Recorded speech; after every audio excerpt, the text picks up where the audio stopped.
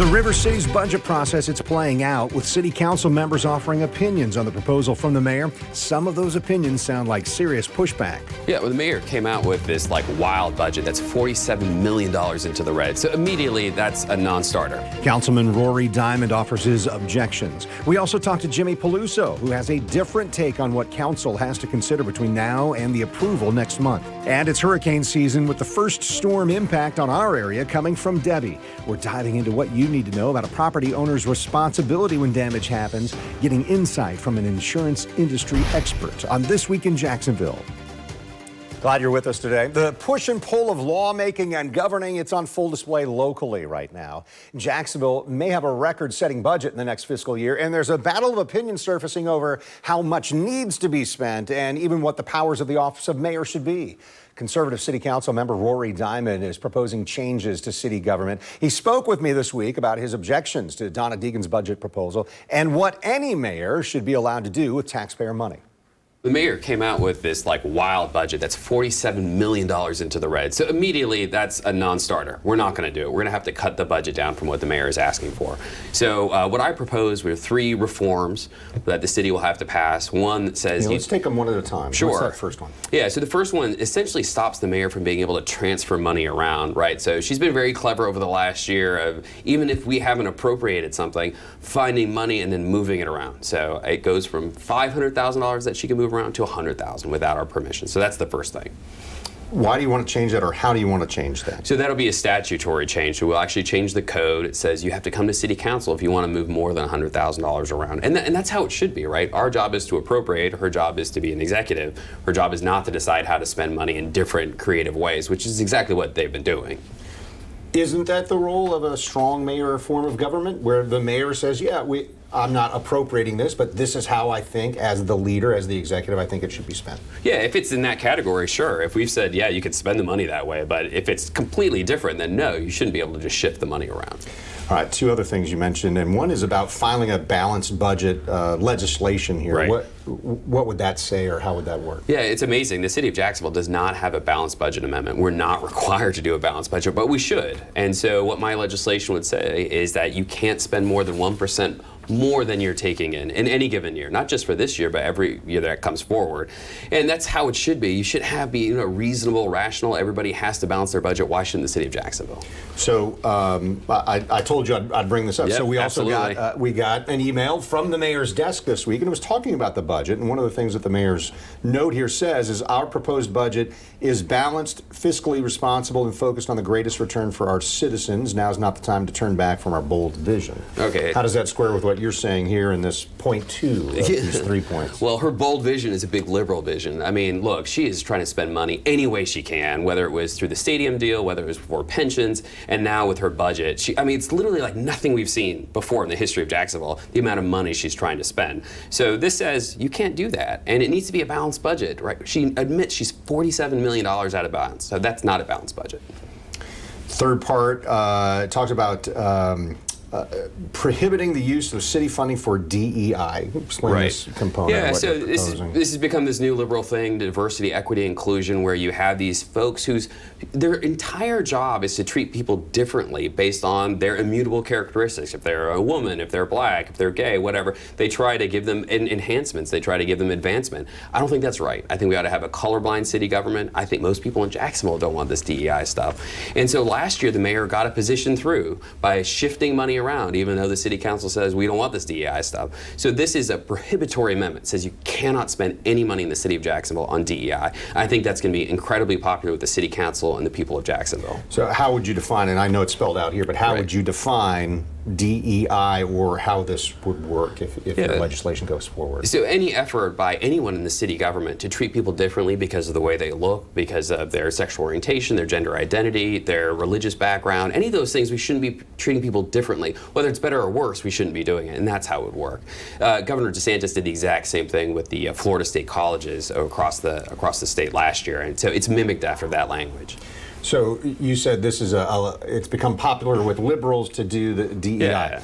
On the other side, conservatives in the state of Florida especially have leaned into this and said, no, we don't want it. Right. But isn't the point of some of the efforts there to say some of these folks who are included because of race or sex, national origin, gender identity, sexual orientation, people in those categories have been disadvantaged or have they been discriminated against. And so the efforts that are there to make people more aware and stop some of those discrimination habits, right? Yeah. So I mean, it's a great idea if you like where their hearts are at. Their hearts are in the right spot. It's a terrible idea in practice. You can't fix a wrong with another wrong. You've got to start just treating people with respect, respecting their merit, respecting their effort. And if you do that collectively, regardless of what someone looks like or who they love or what they're doing at home, if you do that, then you get the results you're looking for. That's how you stop this kind of discrimination.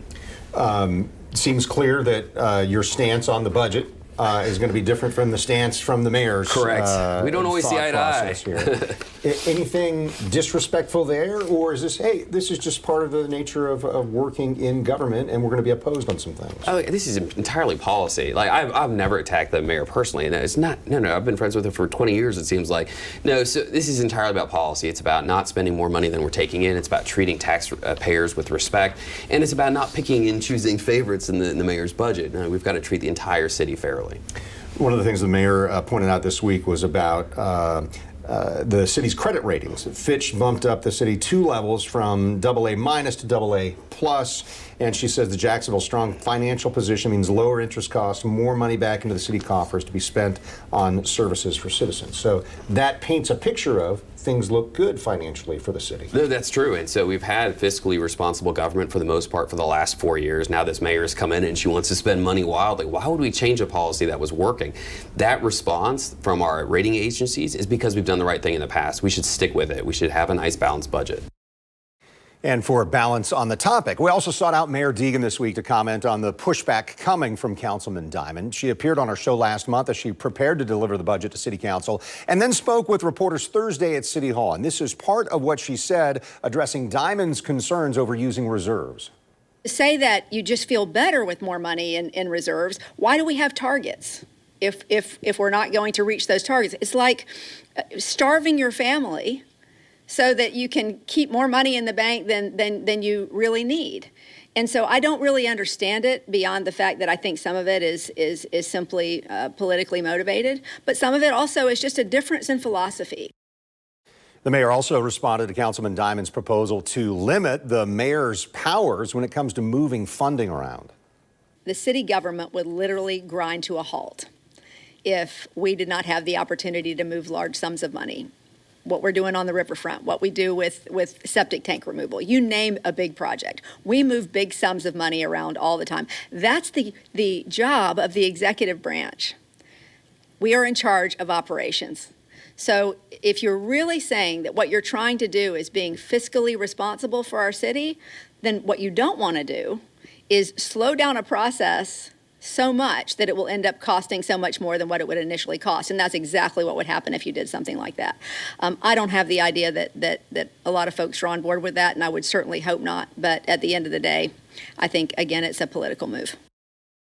Mayor Deegan says the city is on the precipice of greatness. The time is now to choose what kind of city we want to be.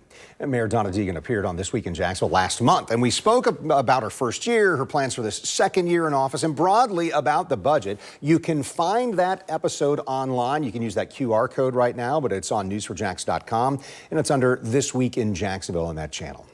All right, there are some city council members who support the mayor's budget proposal. One of them is Jimmy Peluso, and he's with us next on This Week in Jacksonville.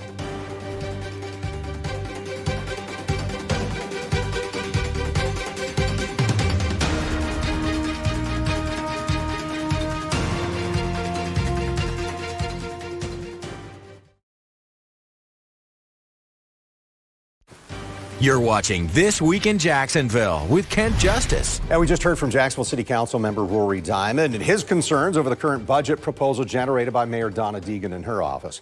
Right now, we welcome Jimmy Peluso, City Council member representing District 7, and 3 topics I want to talk through, but I want to get the start here, your review of the budget proposal, and I guess where do you stand so far? Any concerns with what the mayor's proposed?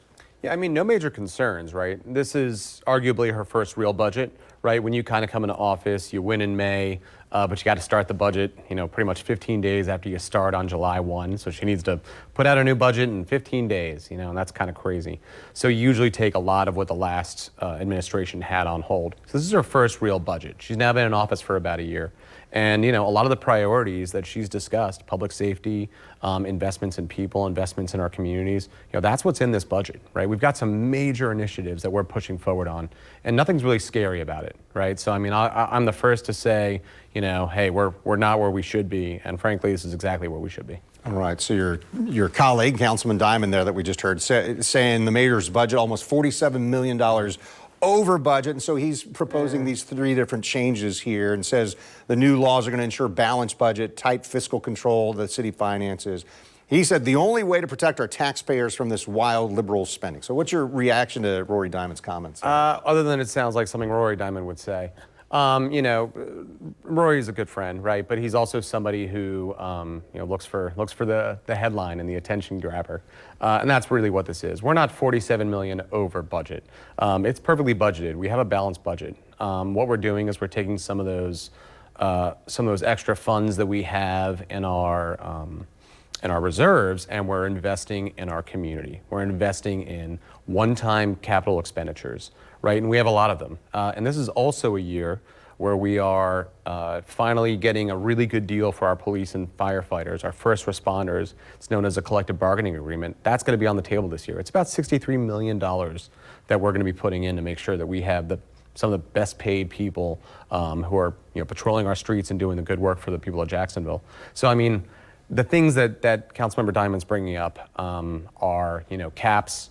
They're getting rid of certain programs that are vital to the success of our city. It's something every other community and major city has.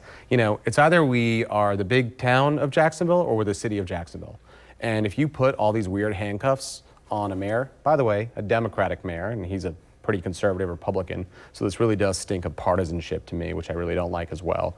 Like, it's either we look at this as, this is a municipality, right? This is local government. Like, why are we acting as though, you know, this is the federal budget and we've got massive deficits? We don't. It's a balanced budget. The mayor did the right thing. Her team did the right thing. Keep in mind, Mike Weinstein is up there, someone who's been CFO of this city for, I don't know, 20 years. We don't have, you know, lunatics who have never touched a budget before up there. We have experts. And frankly, what Councilmember Diamond is doing is irresponsible. Well, let me ask you about this in terms of city governance. You told me that you filed an anti-hate bill.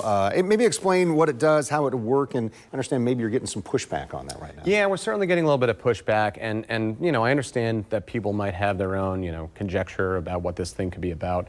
But what it is we have existing laws on the books.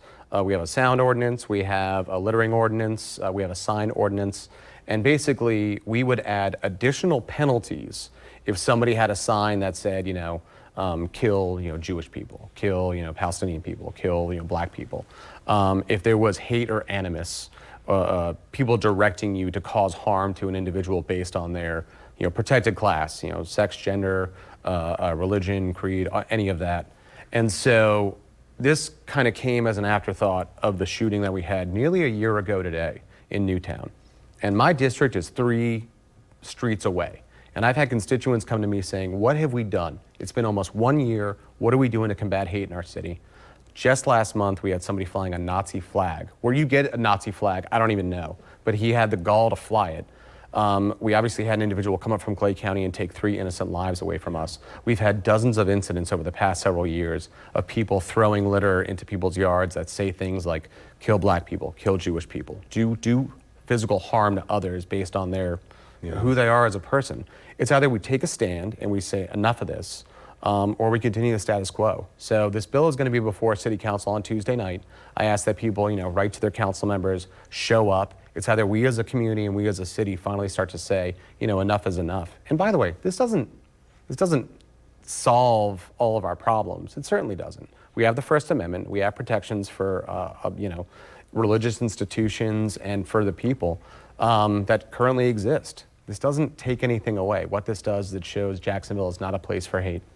And what you're saying is it goes beyond words. You're talking about some action that prove that Jacksonville is not a place for hate. Additional financial penalties. Let me ask about this before we run out of time. I've got about a minute left, but I know Duval County Schools, a new superintendent, but the school board keeps working through this process about facilities including considering should we close schools. How do you feel about this? I'm incredibly concerned about school closures. I know a lot of parents that are, they do go to the school board meetings and talk about it, but they also come to their council members. One of my biggest issues is at the state level, we have dollars called Public Education Capital Outlay, PECO. Those massive funds, I think it's over $260 million this past year, should be going to public schools. They only go to charter schools. They do not go to any of our traditional public schools. And right now on the closure list, you cannot close any charter schools. So we have a bunch of A schools and B schools, many of which are in my district, that are up for closure. We have Atlantic Beach Elementary, possibly up for closure. What are we doing when we have these amazing schools on the chopping block? We can get additional funds from the state. We just need that our state leaders to finally say PECO dollars should go to traditional schools. They should go to Duval County schools. That's what I want. I like charters. I think they're good, a good component and a good supplement, but they need to be on the same playing field as the rest of our schools. It really has changed some of the balance and dynamic of the funding and where money is going. Jimmy Peluso, City Council member, thank you so much for your time Yeah, of course. today. Thank you. So hurricane season leaves reminders that property damage can happen whether you think you're prepared or not. And up next on This Week in Jacksonville, insurance expert Billy Wagner with us, uncovering some of the unknowns about who's responsible when disaster strikes.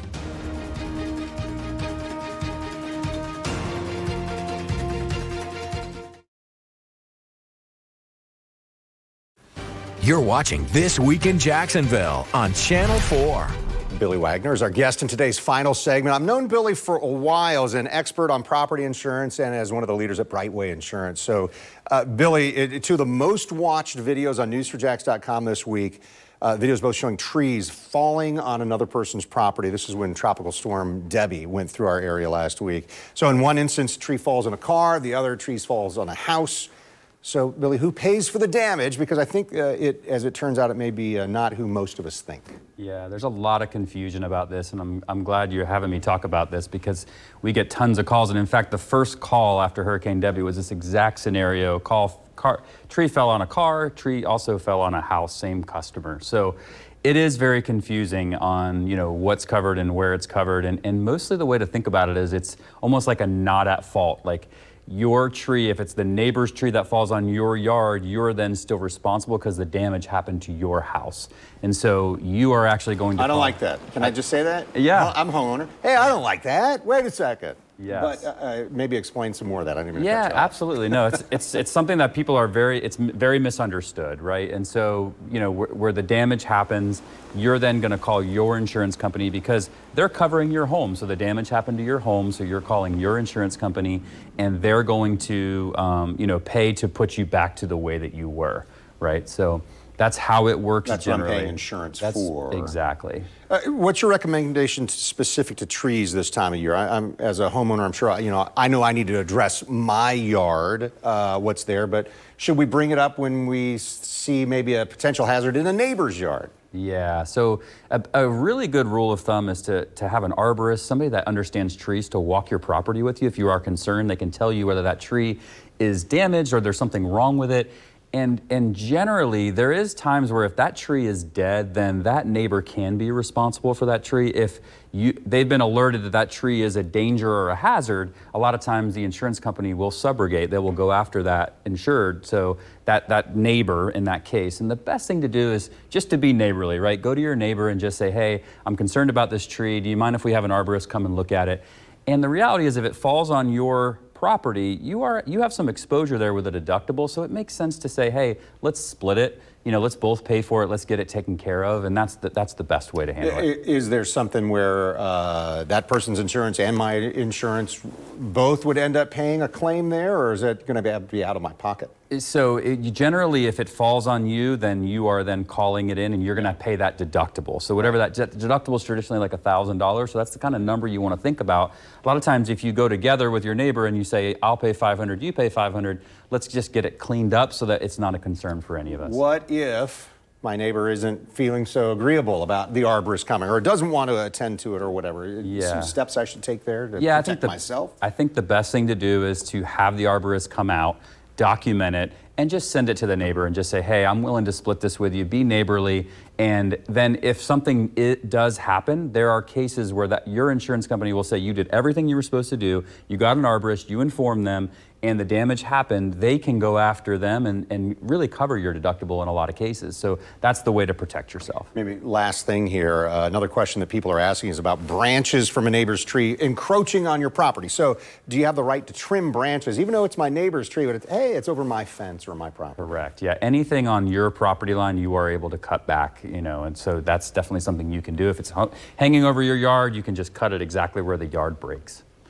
And hopefully do that without any kind of conflict or whatever, because once a storm goes through and there's damage and your neighbor has it and you've got it and everybody really, you want to be on the same page about trying to clean up and take care of each other in those cases. Be a good neighbor, have a good relationship, and in any case, I think it is important to know that it's a lot of times people will say, well, it's their fault and they should handle it, it's their tree, but really you're sharing that. Be neighborly, try to work it out together, and if you can't, then just get the documentation. Yeah.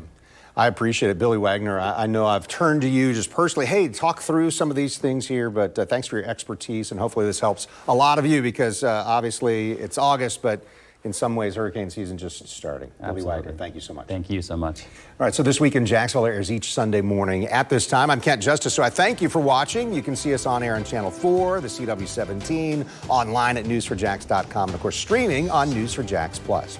And don't forget to check out This Week in Jacksonville Business Edition. This week's podcast, we feature a panel of experts discussing economic development in Arlington.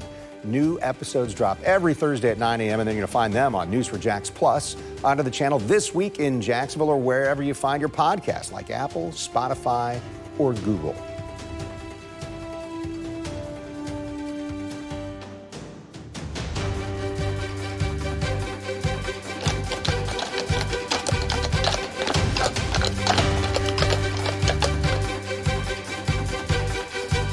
See why every day more people are choosing News 4 Jax, Northeast Florida and South Georgia's #1 source for local news.